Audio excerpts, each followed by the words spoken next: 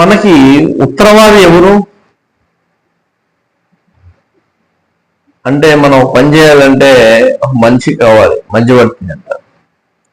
ఆ ఉత్తరవాది యేసుక్రీస్తు మన ఉత్తరవాది. నా చిన్నపిల్లలారా, మొదటి యోహాను 2వ పత్రిక 1వ అధ్యాయం. నా చిన్నపిల్లలారా, మీరు పాపము చేయకుండుటకై ఈ సంగతులను మీకు రాయుచున్నాను. ఎవరైనా పాపము చేసిన ఎడల నీతిమంతుడైన యేసుక్రీస్తు అను ఉత్తరవాది తండ్రి వద్ద మనకున్నాడు. హల్లెలూయా, దేవునికి మహిమ కలుగుగాక. ఆమేన్. మనకి ఉత్తరవాది ఉన్నాడు అంటే, మనం చేసే విజ్ఞాపన, మనం చేసే ప్రార్థనలో మన తండ్రి పక్కన కుడిపార్శ్వంలో కూర్చున్న యేసుక్రీస్తు చూస్తున్నాడు, వింటున్నాడు అని అర్థం. మన ప్రార్థన వినటం లేదు అనుకోవద్దు, మన ప్రార్థన అంగీకరించట్లేదు అనుకోవద్దు, మన ప్రార్థన ఆలకించట్లేదు అనుకోవద్దు, మనల్ని పట్టించుకోవట్లేదు అనుకోవద్దు, మనం వదిలేశాడు అనుకోవద్దు.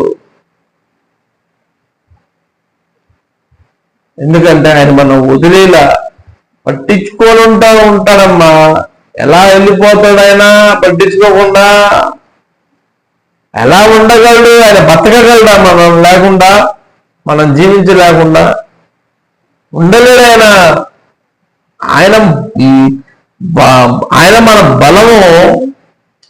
మనమంటే బలహీనత. నువ్వు కళ్ళలో కన్నీళ్లు గారుస్తుంటే, వేదనలో నలిగి ఏడుస్తుంటే నిన్ను ఎలా దాటిపోతాడమ్మా చెల్లి? ప్రభువా ప్రభువా ప్రభువా అని ఆయన్ని అరుస్తుంటే నువ్వు వరిచే విశ్వాసపు కేక ఆయనకి వినపడదా? వినపడింది. వినపడినా కానీ వెళ్ళాడు అంటే ఎందుకో తెలుసా? నువ్వు ఎంతవరకు కేక వేస్తావో, యేసయ్యకి ఎంతవరకు ఆ కేక ఆయన చెవికి పడితోని నువ్వు ఆర్తనాదముతో అరుస్తావు చూసావా? ఆయన ఆ స్పర్శను చూస్తాడమ్మా, ఆ కేకను వింటాడు. నీలో ఏ పరిమాణంలో విశ్వాసం ఉందో, నీలో ఏ క్రియ ఉందో, ఏ తలంపులు ఉందో చూస్తాడు చెల్లి, చూస్తాడు తమ్ముడు. భర్తమైన గుడ్డివాడు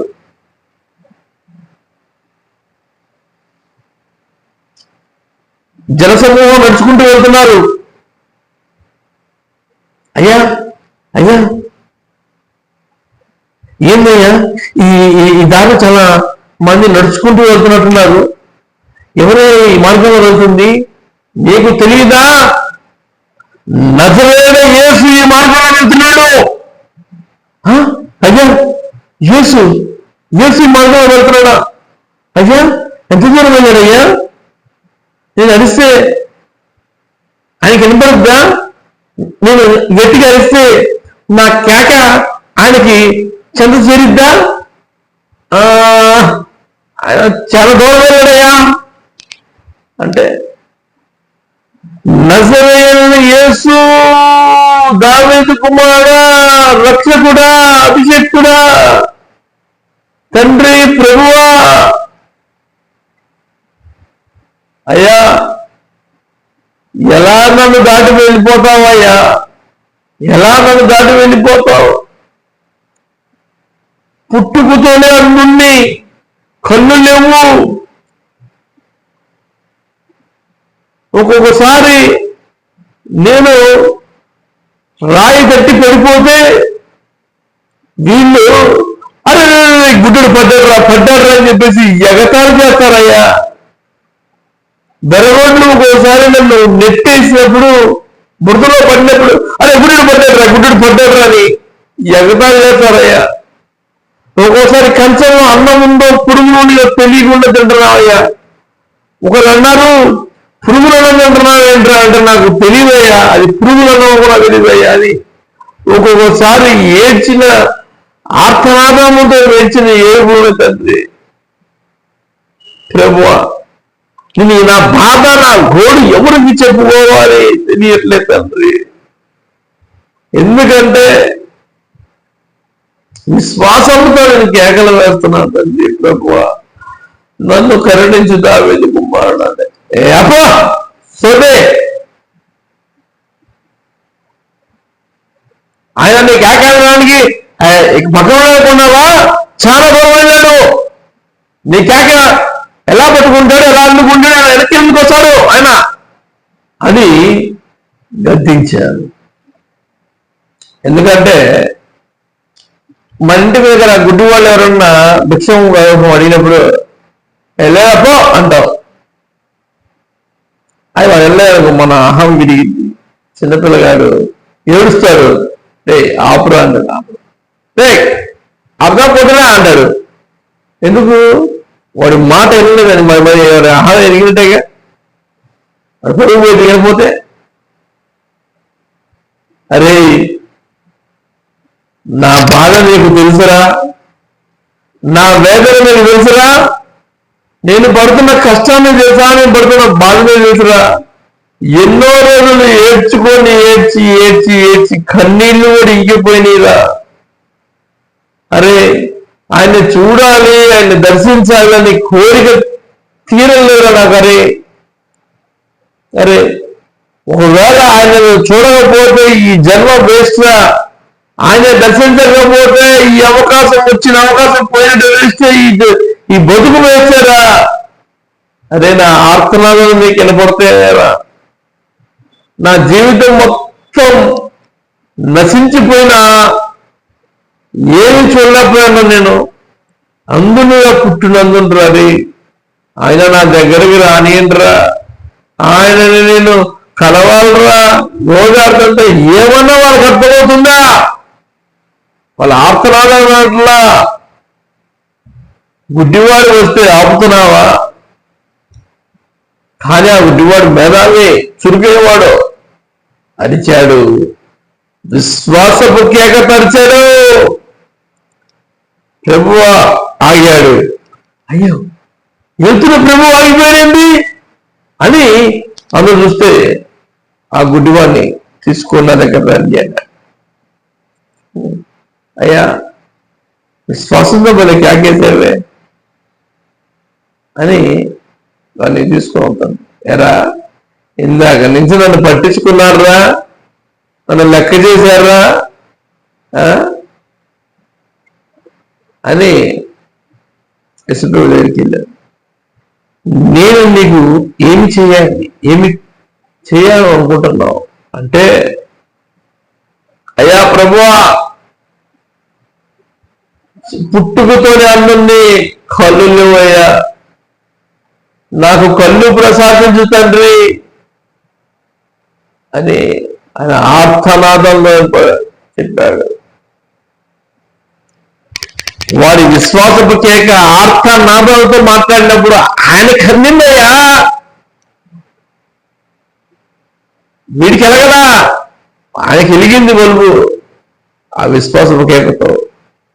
నువ్వు అనుకున్నట్లునే జరుగునుగాక ఆమెన్ అన్నాడు. అది జరిగిపోయింది.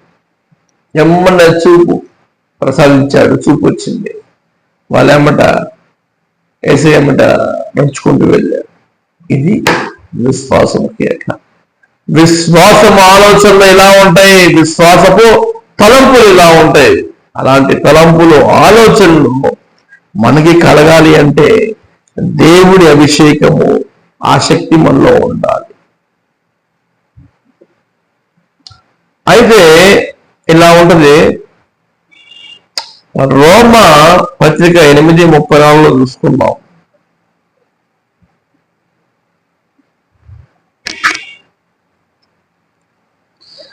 శిక్ష విధించి వాడు ఎవడు? చనిపోయిన క్రీస్తు యేసు.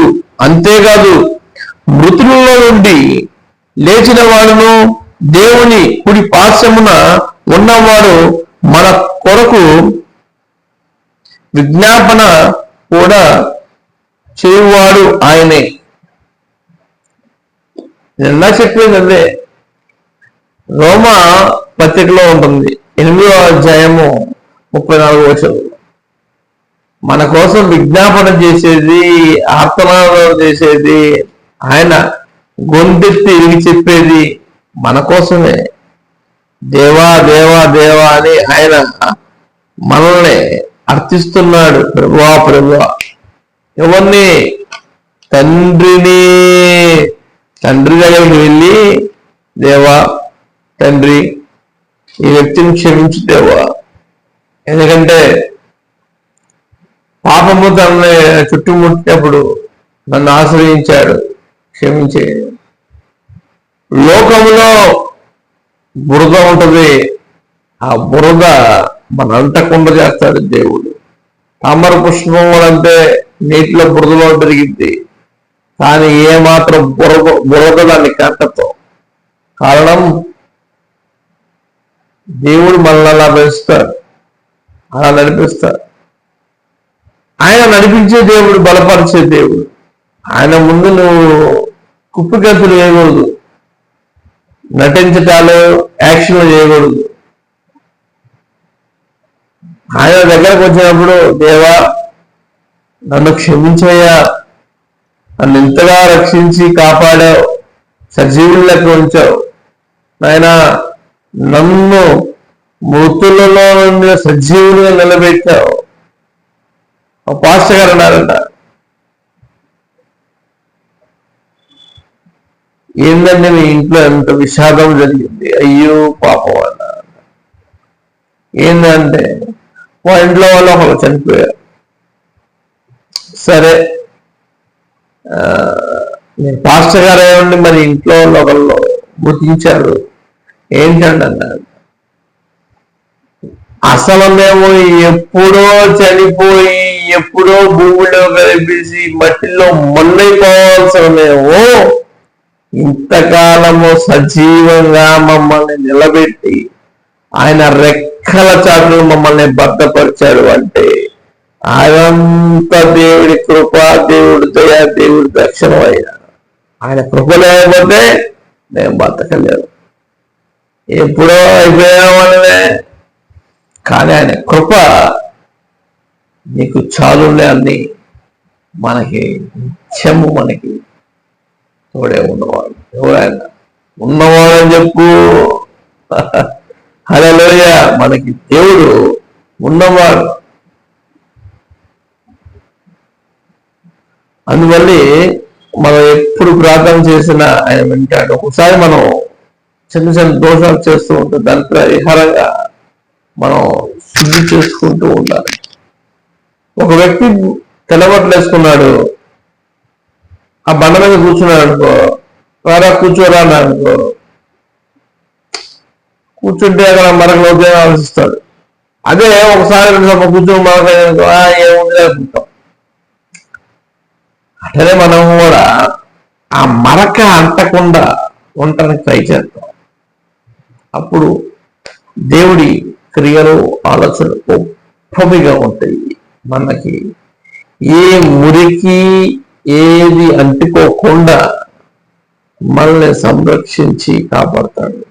అంత గొప్ప దేవుని మనం కలిగి ఉన్నందుకు ఆయన స్తుతించి ఆరాధించి మయపడతాం, విశ్వాసంలో ముందుకు వెళ్దాం. హల్లెలూయా. దేవునికి మహిమ కలుగుగాక. ఆమేన్.